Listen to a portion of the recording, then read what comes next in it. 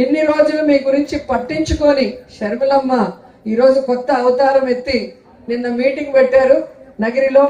నేను వైఎస్ఆర్ బిడ్డ అని చెప్పుకోవడం తప్ప వైఎస్ఆర్ గారిని అభిమానించే మీకోసమైనా వైఎస్ఆర్ గారికి పేరు తెచ్చే విధంగా ఏమైనా ఒక మంచి పని చేసిందా అంటే ఏమీ చేసింది లేదు. మొన్నటి వరకు తెలంగాణలో వైఎస్ఆర్ తెలంగాణ పార్టీ అని పెట్టి నేను ఇక్కడే పుట్టాను, ఇక్కడే పెరిగాను, ఇక్కడే పెళ్లి చేసుకున్నాను, తెలంగాణ ప్రజలే నా ప్రజలు, వాళ్ళకి సర్వీస్ చేస్తాను చచ్చిపోయేంత వరకు అనింది. ఇప్పుడు ఆ పార్టీని గాలికి వదిలేసి ఏ రాజశేఖర రెడ్డి గారిని కుటుంబాన్ని విచ్ఛిన్నం చేసిందో కాంగ్రెస్, ఏ రాష్ట్రాన్ని కాంగ్రెస్ విచ్ఛిన్నం చేసిందో, ఏ కాంగ్రెస్ అయితే రాజశేఖర రెడ్డి గారు చనిపోయాక ఆయన పేరుని ఎఫ్ఐఆర్ లో పెట్టిందో, ఏ కాంగ్రెస్ అయితే ప్రత్యేక హోదా లేకుండా ఈరోజు ఆంధ్రప్రదేశ్ ని సర్వనాశనం చేసే విధంగా విభజన చేసిందో అలాంటి కాంగ్రెస్ లోకి జాయిన్ అయ్యి ఈరోజు జగనన్న మీద మన మీద విషం చెమ్మటం మీ అందరూ కూడా గమనించాలి.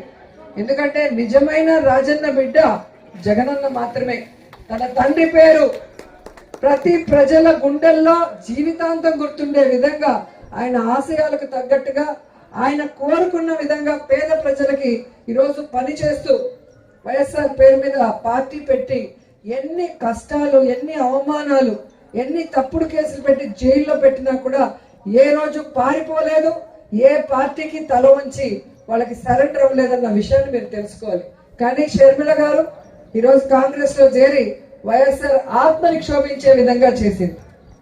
ఈరోజు జగనన్నని ఓడించడానికి చంద్రబాబు నాయుడు వదిలిన బాణం లాగా చంద్రబాబు నాయుడికి మంచి చేకూరే విధంగా వైఎస్ఆర్ కాంగ్రెస్ పార్టీ ఓట్లు చీల్చడానికి మా నాన్న వైఎస్ఆర్ అని చెప్పుకుంటుందే తప్ప నాన్న పేరు నిలబెట్టే విధంగా ఏమీ చేయలేదనేది మరొకసారి గుర్తు చేసుకోవాలి. ఈరోజు వైఎస్ఆర్ ఆశయాల కోసం పనిచేసేది జగనన్న అయితే వైఎస్ఆర్ ఆస్తుల కోసం ఈరోజు రోడ్డెక్కి పోరాటం చేస్తుంది షర్మిల. ఆ తేడా గుర్తించి జగనన్నని ఆశీర్వదించండి. జగనన్న సైనికులైన మమ్మల్ని ఆశీర్వించాలని కోరుకుంటూ సెలవు తీసుకుంటున్నాను. జై జగన్, జై జై జగన్.